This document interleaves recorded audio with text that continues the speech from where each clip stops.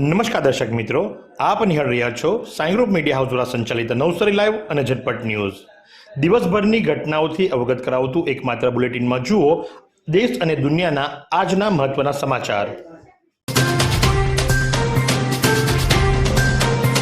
નવસારી દિગંબર જૈન સમાજ દ્વારા મહુવા શ્રી 1008 વિઘ્નહર પાર્શ્વનાથ અતિશય ક્ષેત્ર માટે પદયાત્રાનું આયોજન. નવસારી દિગંબર જૈન સમાજ છેલ્લા 18 વર્ષથી સતત શ્રી 1008 કુંથુનાથ ભગવાન દિગંબર જૈન મંદિર વંકોડિયાથી શ્રી 1008 વિઘ્નહર પાર્શ્વનાથ ભગવાન જૈન મંદિર અતિશય ક્ષેત્ર મહુવા સુધીની પદયાત્રા કરે છે. આ પદયાત્રા રવિવાર 21 ડિસેમ્બરે વહેલી સવારે 4 વાગ્યે નવસારી દિગંબર જૈન દેરાસરથી પ્રસ્થાન કરશે અને 35 કિલોમીટરની યાત્રા પૂર્ણ કરીને અતિશય ક્ષેત્રે મહુવા પહોંચશે.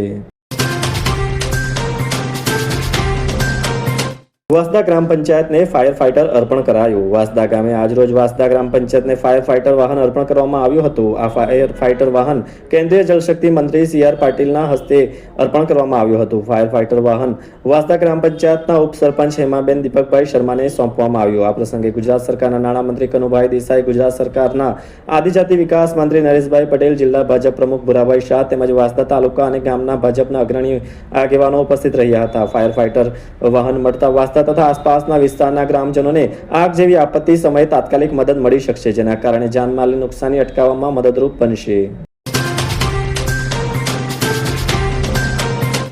વાંસદા તાલુકા NSUIનો કાર્યક્રમ યોજાયો. વાંસદા ખાતે NSUIનો કાર્યક્રમ વાંસદા ખાતે યોજવામાં આવ્યો હતો. NSUI યુવાનો માટે કોંગ્રેસમાં જોડાવાની તક પૂરી પાડે છે. અનંત પટેલ યુવાનોને કોલેજ કાર્યક્રમમાં સમાજ સેવા કરવા માટેની તક એટલે NSUI. અનંત પટેલ વાંસદા ખાતે નવલોહિયા યુવાનો માટે NSUIનો કાર્યક્રમ વાંસદા ચીખલીના ધારાસભ્ય અનંત પટેલના અધ્યક્ષ સ્થાને રાખવામાં આવ્યો હતો. વાંસદામાં આવેલ આર્ટ્સ એન્ડ કોમર્સ કોલેજ તેમજ ITIના NSUIમાં જોડાયેલા યુવાનો તથા યુવા સંવાદનો કાર્યક્રમ અનંત પટેલની હાજરીમાં રાખવામાં આવ્યો હતો, જેમાં અનંત પટેલ દ્વારા જણાવવામાં આવ્યું હતું કે યુવાનો કોલેજ કાર્યક્રમમાં કોંગ્રેસને વિદ્યાર્થીઓની પાંખ NSUI સમાજ સેવા કરવાની તક પૂરી પાડે છે.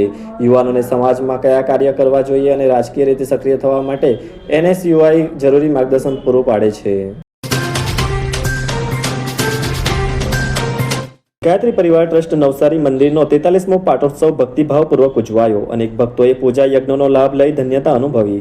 નવસારી ગાયત્રી શક્તિપીઠનો 43મો પાટોત્સવ આજે સવારથી આરંભાયો. સવારે ગાયત્રી માતાનું પૂજન વિશેષ અતિથિઓના હસ્તે કરવામાં આવ્યું. શતાબ્દી વર્ષના ઉપલક્ષ્યમાં વરિષ્ઠ પરિજનોની ગોષ્ઠી કરાઈ. પંચકુંડી યજ્ઞમાં આહુતિ અપાઈ અને અનેક ભક્તોએ મહાપ્રસાદનો લાભ લીધો હતો. નવસારી જિલ્લા આયોજન મંડળ હેઠળ વિકાસ કાર્યોની સમીક્ષા કરતા જિલ્લા પ્રભારી મંત્રી અને નાણામંત્રી કનુભાઈ દેસાઈ. વિકાસ કામો ગુણવત્તાસભર અને સમયમર્યાદામાં પરિપૂર્ણ થાય તે દિશામાં કાર્ય કરવાનો અનુરોધ કરતા નાણામંત્રી કનુભાઈ દેસાઈ. નાણામંત્રી કનુભાઈ દેસાઈના અધ્યક્ષ સ્થાને નવસારી જિલ્લા આયોજન મંડળના વિકાસ કામોની સમીક્ષા બેઠક મળી. નવસારી જિલ્લા પ્રભારી મંત્રી અને રાજ્યના નાણામંત્રી કનુભાઈ દેસાઈના અધ્યક્ષ સ્થાને નવસારી જિલ્લા આયોજન મંડળની બેઠકમાં વિવિધ જોગવાઈઓ હેઠળ વિકાસના કામોની સમીક્ષા કરવામાં આવી હતી. જિલ્લા કલેક્ટર કચેરીના સભાખંડમાં યોજાયેલ બેઠકમાં વર્ષ 2022-23, 2023-24, 2024-25 અને 2025-26ના વર્ષમાં 15% વિવેકાધીન જોગવાઈ અને 5% પ્રોત્સાહક સાંસદ તથા ધારાસભ્યની ગ્રાન્ટ તેમજ એક્ટિવિટી હેઠળ તાલુકાવાર, નગરપાલિકા અને જિલ્લા કક્ષાએ જોગવાઈ હેઠળના શરૂ ન થયેલા, પ્રગતિ હેઠળ તથા પૂર્ણ થયેલા જનહિતલક્ષી વિકાસ કામોની સમીક્ષા કરવામાં આવી હતી.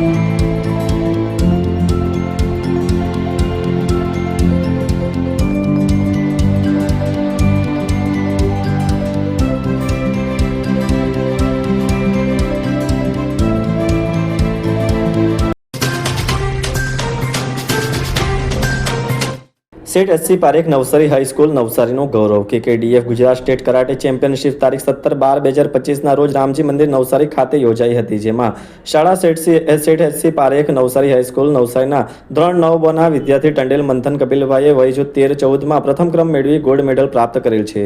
ધોરણ 11 ના વિદ્યાર્થી પટેલ વત્સલ સતીશકુમાર વયજૂથ 16-17માં દ્વિતીય ક્રમ મેળવી સિલ્વર મેડલ પ્રાપ્ત કરેલ છે. ધોરણ 11 ના વિદ્યાર્થી જસ તરુણભાઈ ટીમર વયજૂથ 16-17માં તૃતીય ક્રમ મેળવી બ્રોન્ઝ મેડલ પ્રાપ્ત કરેલ છે. આ ત્રણેય વિદ્યાર્થીઓએ શાળાનું ગૌરવ વધારેલ છે. આ તમામ વિદ્યાર્થીઓ તેમજ કોચ સુશાંત તેમજ લાજરભાઈ અને શાળાના પીટી શિક્ષક મંગલભાઈ થોરાટ તથા શ્રીમતી મેઘનાબેન દેવસરી અને નવસારી કેળવણી મંડળના પ્રમુખ તુષારકાંત દેસાઈ, ઉપપ્રમુખ હિરેનભાઈ પારેખ, મંત્રી ઠાકોરભાઈ નાયક, આચાર્ય રાજેશભાઈ એન ટંડેલ તથા શાળા પરિવાર, માર્ગદર્શક શિક્ષકો તેમજ વિજેતા થનાર વિદ્યાર્થીઓને અનેરી સિદ્ધિ માટે અભિનંદન તથા ભવિષ્યની સ્પર્ધા માટે શુભેચ્છા પાઠવવામાં આવી હતી. ડાંગ જિલ્લા કલેક્ટર શાલિની દુહાનના અધ્યક્ષ સ્થાને આહવામાં PM પોષણ યોજના અંતર્ગત જિલ્લા કક્ષાની કુકિંગ સ્પર્ધા યોજાઈ. ડાંગ જિલ્લા કલેક્ટર શાલિની દુહાનના અધ્યક્ષ સ્થાને આજરોજ આહવા તાલુકા શાળા ખાતે પ્રધાનમંત્રી પોષણ શક્તિ નિર્માણ યોજના અંતર્ગત ગુજરાત રાજ્યની પરંપરાગત અને સ્વાસ્થ્યપ્રદ વાનગીઓ વિષયક જિલ્લા કક્ષાની કુકિંગ સ્પર્ધાનું આયોજન કરાયું હતું. આ સ્પર્ધામાં સંચાલક ભાઈઓ બહેનો દ્વારા મિલેટ્સ અને સરગવા જેવા પૌષ્ટિક સામગ્રીમાંથી વિવિધ વાનગીઓ તૈયાર કરવામાં આવી હતી, જે બાળકોના માનસિક તથા શારીરિક વિકાસ માટે લાભદાયી છે. શાળાના બાળકોને રૂટીન મેનુ સાથે સાથે આવી પૌષ્ટિક વાનગીઓ નિયમિત રીતે પીરસવા કલેક્ટરે અનુરોધ કર્યો હતો. વાત કરીએ આજના હવામાનની, તો આજનું મહત્તમ તાપમાન 32.5°C જ્યારે લઘુત્તમ તાપમાન 16.8°C રહ્યું હતું. હવામાં ભેજનું પ્રમાણ સવારે 95% તો સાંજે 27% રહ્યું હતું. હવાની ગતિ 2.5 કિલોમીટર પ્રતિ કલાકની ઝડપની રહી હતી. ડાંગ જિલ્લાને મળેલા એવોર્ડ્સ ગુડ ગવર્નન્સનું પ્રમાણ.